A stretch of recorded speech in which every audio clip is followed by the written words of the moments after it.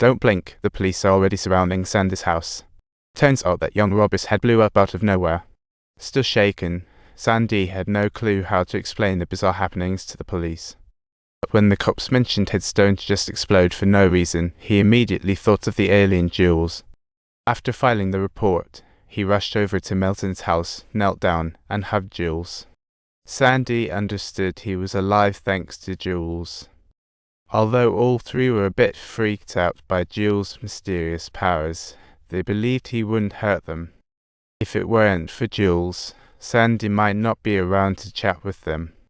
As time went by, life returned to calm. The trio often enjoyed afternoon tea with Jules, but one day, Sandy caught a whiff of something strange. When they got to Milton's backyard, they stumbled upon a squished dead cat at the entrance. Just when they were puzzled, Jules handed them a paper with a cat's head drawn on it. This time, one cat head turned into a spaceship. After analysis, Joey concluded he needed a spaceship made from 7 dead cats because he previously needed 7. Well, now he only needed a spaceship made from 6 dead cats, even though the idea that 7 could start the ship was hard to believe. But bizarre things like aliens had already happened, so Milton and the others decided to help Jules no matter what. Luckily, it was only about finding dead cats, so they didn't mind too much. Little did they know, Sandy's situation had already caught the police's attention. The officer in charge didn't believe Sandy, suspecting that she was covering for the real killer. So, they sent 2 detectives to keep her under surveillance. The detectives never expected the senior couple would spend the day joyriding.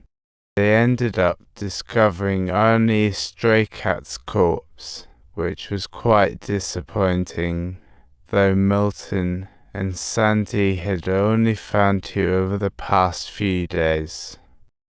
Luckily for Joey, he was on a rule, only needing 1 more to meet Jules' requirement.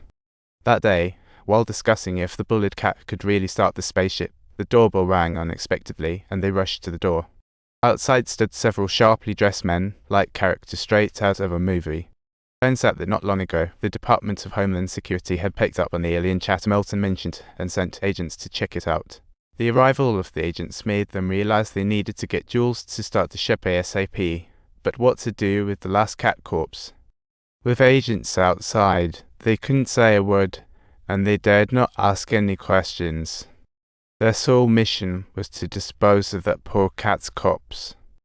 Just then, Milton made a rather untimely suggestion to use Joe's cat as a substitute, which was not the best idea. This made Joey mad, as he had always regarded that cat as his only companion through thick and thin. On second thought, the idea was painful. Joey was feeling increasingly worse, watching helplessly as the cat suffered and realizing there was nothing he could do. Maybe death was a relief. With this thought, Joey decided to take the cat to Jules. This time, he proactively offered Jules to relieve the cat's suffering, while Sandy brought a basin to prevent the cat from exploding like a huge. Jules seemed to understand Joey's intent. Before they knew it, Jules' head began to spin rapidly, but after just 2 seconds, it faded away. The cat placed in the basin didn't explode, instead, it passed peacefully. Now all the materials were almost ready. Jules took a silver cloth and covered it, and a miracle happened. Right before their eyes, the silver cloth wrapped around the cat's corpse unexpectedly transformed into a dazzling energy crystal. The 3 stared at the scene intently, their faces filled with astonishment. Jules grabbed the crystal and placed it in the energy slot, and the ship regained power instantly, floating back up. A massive energy wave caught the attention of DHS, and they ordered agents to rush to Milton's house. Meanwhile, the alien ship was ready to take off. Jules waved at them, seemingly saying his last goodbyes. Everyone stepped forward to present farewell gifts. Joey gave a crystal ball that held significant meaning for him. He hoped Jules would remember this city, while Sandy gifted him a hand-knit sweater, so Jules could wear it when it got cold. Milton didn't know what to give, so he handed over an ID with his photo. Jules accepted the gifts one by one and suddenly made a gesture of invitation. Milton immediately recognized that he had made the same invitation to Jules before. It seemed Jules was inviting them to his home planet. Thinking of his loneliness and his children's neglect, Milton nodded and agreed without hesitation. His answer shocked Sandy. She wondered what he had been through. Just then, the phone rang in the house. It was his daughter calling. This time, she didn't push him to see a doctor or mention past disagreements. She simply said it was time for him to get a haircut.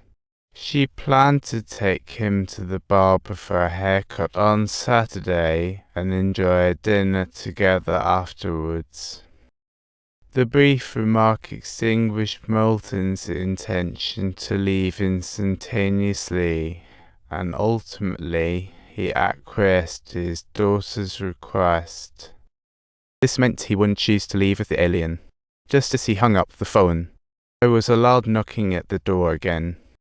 Agents were about to burst in, and the group hurriedly squeezed inside the ship.